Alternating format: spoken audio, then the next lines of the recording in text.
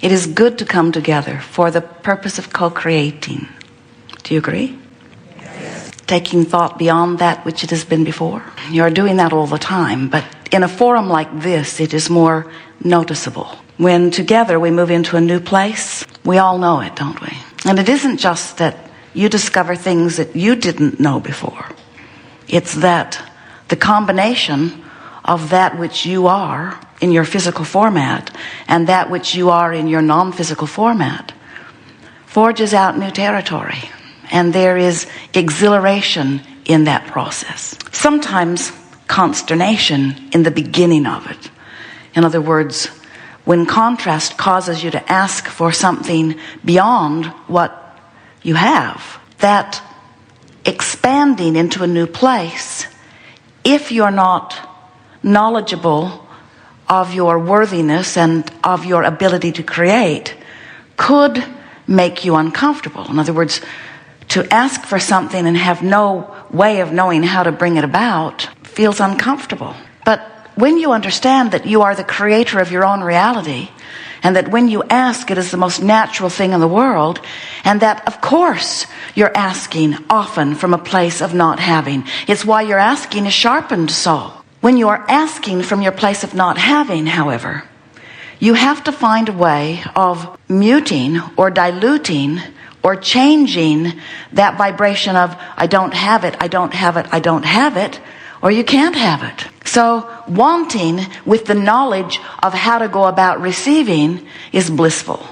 Wanting in doubt or in not understanding how things happen, when you're counting on luck or chance or the good nature of another, not so pleasant. We call this gathering the art of allowing. And what it really means is, it's the art of allowing what you've asked for to fully manifest in your experience. It's also the art of allowing you in your physical format to be a vibrational match to the broader part of you.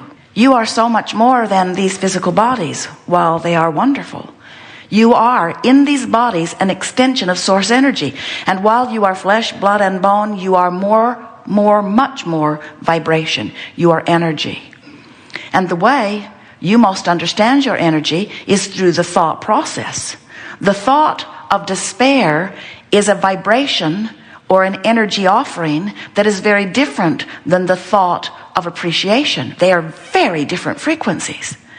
The thought of exhilaration, the feeling of exhilaration, accompanies thoughts that are higher in frequency than the feeling of loneliness.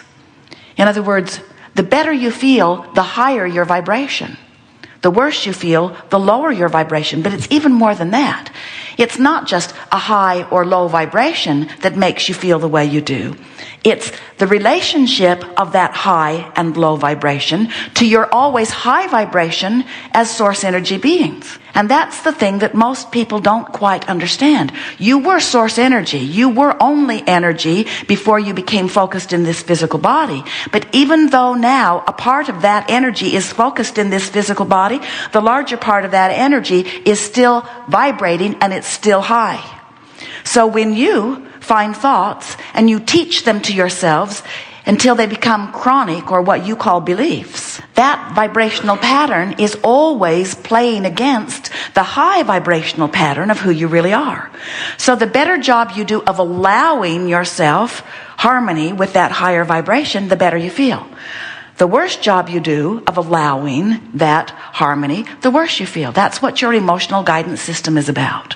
It's all about the guidance system itself. The emotions themselves are indications. They're not, your emotions don't make things happen. They just indicate what your vibrations are making or allowing to happen. See how it works?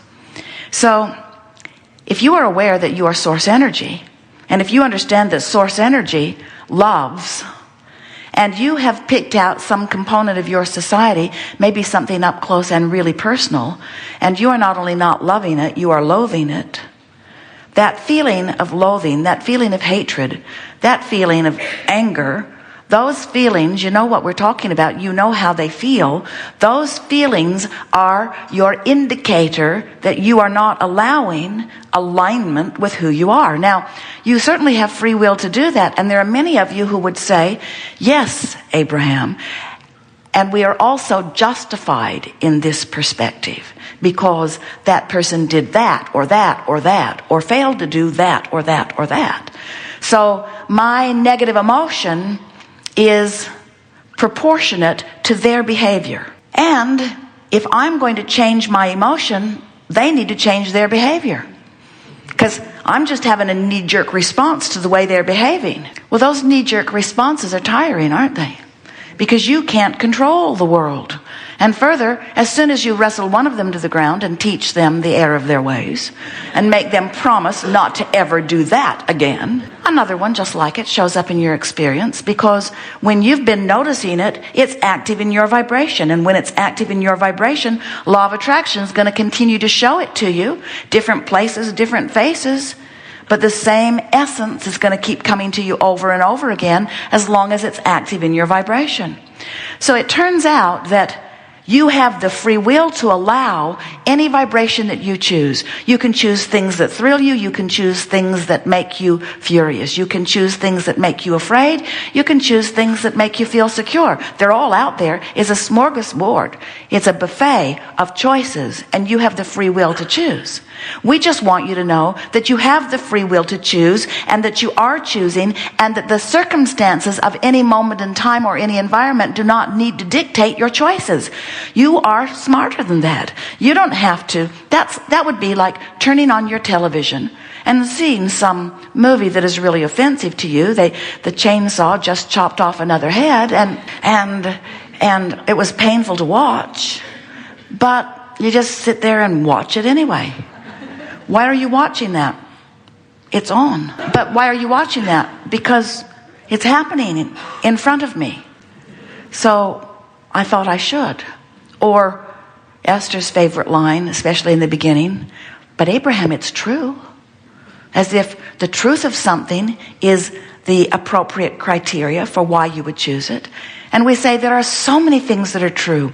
Pick the good feeling ones to focus upon.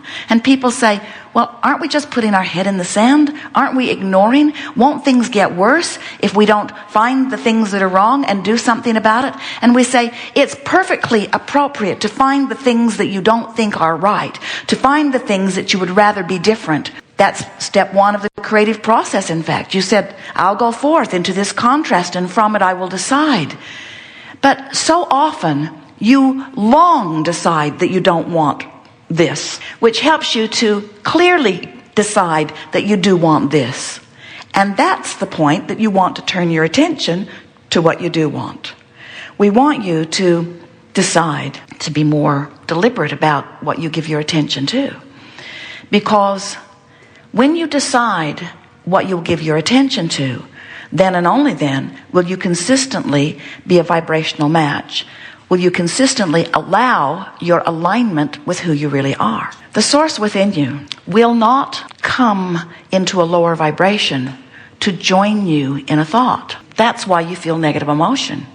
If when you got ornery, source would come and be ornery too, it wouldn't feel ornery, it would feel euphoric. Anytime you are in sync with source, you feel good. But source maintains the highest frequency it has found because source focuses. And you help source find higher and higher frequencies because you keep deciphering life and asking for more and more and more. So here's the whole process. You were non-physical energy before you came into this body, and a part of that non-physical energy focused into this body that you know as you. But even though you are here and you are you, the larger part of you, the source energy part of you, is still in non-physical, still offering that high, pure, non-resistant vibration. So here you are. As you explore the variety of what surrounds you, you know what you don't want, which causes you to know what you do want. And when you know what you do want, without knowing it, well, many of you now know it, but even if you don't know it, you emanate a rocket of desire, an equal, proportionate asking on the other end of what you don't want. That's what this contrasting experience does for all of us. So here's this new desire, and the source within you receives that rocket of desire and absorbs it or incorporates it into the whole of that vibration. In other words, when you're sick, you ask for wellness, and the inner being, the source energy part of you, becomes weller than it was before you got sick. If you are confused and ask for clarity, the source energy you becomes clearer than you were before you got confused. In other words, that's what the expansion of all is. That's what the evolution of all species is about. So we want you to at least try to accept that while you are here in this physical body, you are causing an expansion of the non-physical part of you. And in fact, while you are creating your houses and your lovers and your lifestyles, while you are creating your fortunes, your empires, while you are creating the stuff of your physical world that you call your hopes and dreams or goals, while you're doing all of that, what you're really creating is an expanded version of you. You are the creator, but you are also the created. You are also the creation. In other words, when life causes you to ask for more, you become that more. When life causes you to ask for more wellness, you create a weller you. When life causes you to ask for more abundance, you create a more abundant you. So now, remember those two perspectives of you and you. There's the more abundant you that is just expanded because of the less abundant you. But now the more abundant you, in its dominant offering of vibration and law of attraction responding to its dominant offering of vibration, now that more abundant you, if you are to feel good, must be met by you. You can't let life cause you to become more abundant and keep beating the drum from your physical format of not enough money and ever feel good. And it's so interesting to watch you, because your life keeps causing you to become more, but if you don't go, you feel worse. So much so that sometimes people say, I felt better before I knew I wanted that. I felt better before I met that person that inspired me to that new wanting. And we say, you can't hold yourself back. You have joined this creative process where step 1 says the contrast in your physical format will cause you to ask. Step 2 is the non-physical source energy part of you will absorb and become and integrate and morph that newly amended desire into the whole, will literally become that newly improved entity or state of being that law of attraction is responding to, and will eternally, because you are hooked to it vibrationally, call you toward it. And if you come, you'll feel good in the coming and great in the getting there. And if you don't come, you'll feel awful in the resistance of letting yourself be who life has caused you to become. You just can't live without expanding, and you just can't expand without needing to consciously keep up with your expansion. You're like a two-headed monster, and we mean that in the nicest of ways. And if both heads are not moving in the same direction, you don't feel good. So sometimes people think that what we are trying to get you to do is just always be that perfect vibrational match. And we say, it's nice if you can do it, but you can't, because you live in this environment of contrast where you are wanting the inspiration for more. Some of you who have been listening to us for a while are beginning to understand that even in this non-physical beingness, there is still contrast which is causing expansion. But the contrast of the non-physical is so slight that from your physical perspective, it would be indiscernible. You could not even recognize it. But contrast exists in all environments. Therefore, expansion is an eternal equation. Contrast is what puts the eternalness in eternity. It's a good thing. So step 1 is contrast causes you to ask. Step 2 is the larger part of you absorbs the new asking and becomes it. And as law of attraction responds to that powerful becoming, you have a choice about what you do with step 3. And step 3 is you must become a vibrational match to the newly expanded being that you have become if you are to feel good. You don't have to do it. You can hold yourself apart from it. You know people like that. People who hold themselves apart from their expansion are ornery. They're often overwhelmed. They are frequently frustrated. And if they have really been doing a good job of holding themselves apart from it, they're angry a lot.